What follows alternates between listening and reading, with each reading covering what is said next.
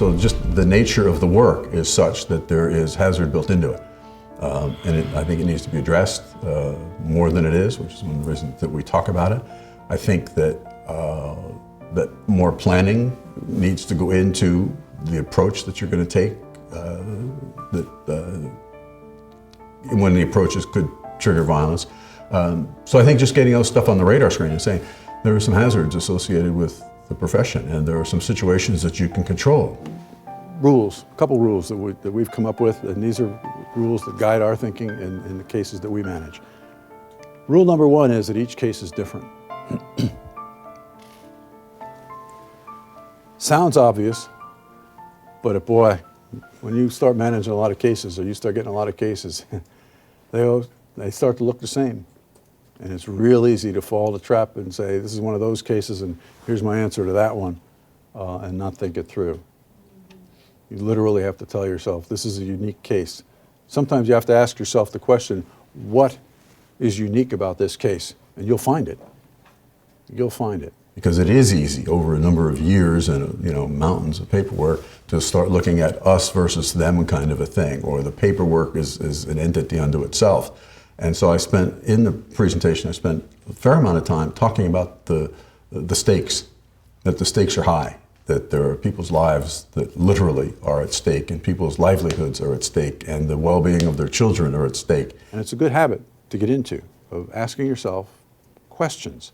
And because the reason is that that's the way we think, is by asking ourselves questions. Is it safe to go in the room? Is it going to do this? And what happens if I do that? And it's a continually ongoing dialogue with yourself. And that's literally the way the brain functions. Much research has been done on the idea that the brain cannot tell or distinguish real events from imagined events. You knew that? Have you heard that before? That's cool. They've done any number of studies, but the people who can sit and literally visualize things happening, can do as well as somebody who actually does it. Shooting basketball hoops being one of those. Actually, the people who did best were the ones who spent a lot of time visualizing, but then actually went off and did it. And the other thing with part of the brain is that it's basically a goal-seeking mechanism. That if you ask yourself a question, your brain will seek to get an answer. So you have to be very careful about the questions that you ask yourself. If you get up in the morning and you were going to go out somewhere and outside, and you get up and it's raining, and you look at it and you're feeling bad, and you say, damn, why does this always happen to me? Well, you ask the question, why me? Your brain looks for an answer. So it searches your database and comes back with, well, because you're a bozo. Or because you deserve it, or because God hates you, or whatever the response may be, but it gives you an answer to the question. But it doesn't move you ahead at all. You still are looking forward to a bad day. But if you change the question and you say, oh, it's raining, I need to change my plans. What can I do today to have as much fun as I would have had if I'd gone to the beach like I planned?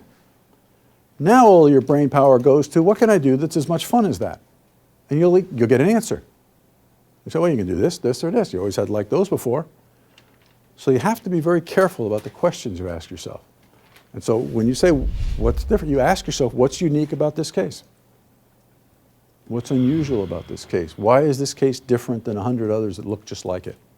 And you'll find an answer. But there is a tendency when you manage a lot of cases that you make snap judgments about people and situations based on how they look. The socioeconomic area, the neighborhood, all of those factors are just things that bombard you instantly, and that it is incredibly difficult. In fact, you cannot not form judgments. The hard part is stepping back from those judgments and saying, what else do I know about this person? Or what are the facts that are relevant to my mission? The other thing is that there's a lot of options. There are multiple options to every situation. Every situation.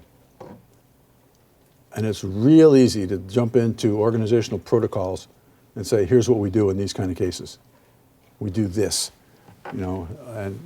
and you probably, I wouldn't be surprised to learn that many of you have protocols already written out to say, when you get this kind of a case, here's what you do with it. Well, you got to be careful when you're going against protocol, but you got to think it through and say, is this really in the best interest of whoever it is you're working for, Rule 2, if the goal is long-term safety and detachment, start with the least intrusive options. Least intrusive. The old saying that once you jump, you're in. You know, once you jump, you're in. You can't go back. No retreat now. So, and here's what we mean by that. From least intrusive, I'll put a little list up there. Those are the things like the watch and wait and the document and record things and having them avoid contact, whatever personal security that they can implement. Many of the people you'll deal with will not have the resources to come up with a whole bunch of sophisticated security things, but they may. And what would work? Move, that sometimes works. Relocate. RV stands for reducing vulnerability. We're back to avoiding drawing the line in the sand and saying, here's where we are. And the flip side, again, would be all of these kind of things that there's a tendency, if he's sending inappropriate letters, we want to send them back and say, you idiot, don't do that. The cease and desist letters where you get attorneys that say, you stop it, or we're going to do bad legal things to you. The fourth category is rejection based. You probably, most of you women have figured out that men don't handle rejection well. Yeah, you figured that out, you know. I'm getting done here. And so you really want to be careful about moving somebody into that rejection base. But we also have, when we talk about fear, men and women fear things differently and they fear different things. Now, these are broad generalities, but women generally fear personal physical assault and death. What do you think men fear most? It's not that. Huh? Humiliation.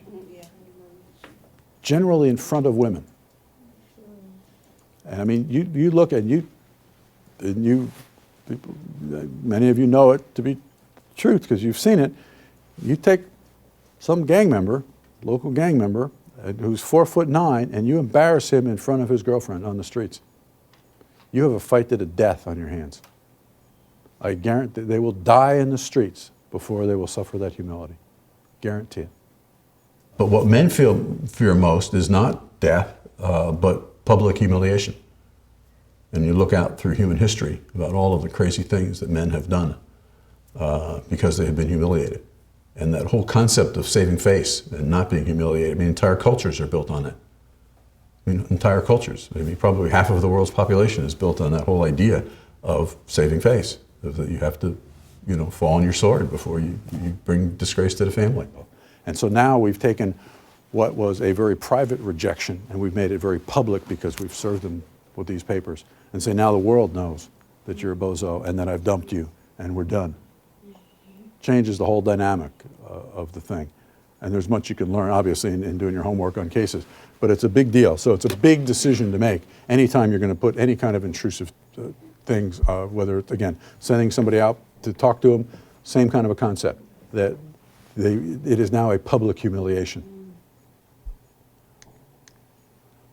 Here's the way it works. The least intrusives are reliable and controllable.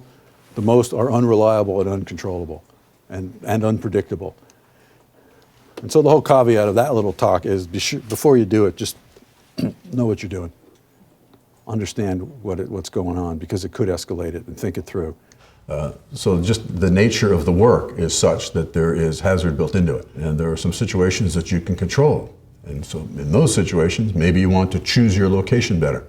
Maybe this isn't the place to give that message. Maybe you need them to come to your office to give them that message, or to the degree that you can control the situation. So it's just to get them to think about the issues aspects of the issues that they can control. Which leads to the third rule, which is understand the pros and cons before deciding. Know what your goals are. Sounds easy. Know what it is you're seeking. Because sometimes we say, well, just I want to arrest him or convict him. I want to arrest him. Get him arrested. And you have to think that through. If that's the goal, to arrest him, you can arrest him. That's relatively easy to do. But he's probably going to be out on bail before the police officer gets done with the report. Now we're back to the rejection contest, and all of that stuff starts to play in again.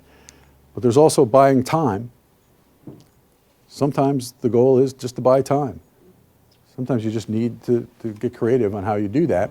And sometimes you, more likely than not, in much of your work, it's going to be needing to get her away for a weekend, at least till you figure out what you're going to do, till you can muster your resources, till you can talk to people who have been down the path that you're going down before you and get some more, again, back to your mastermind group, to whoever that you need to get advice from, and certainly victim.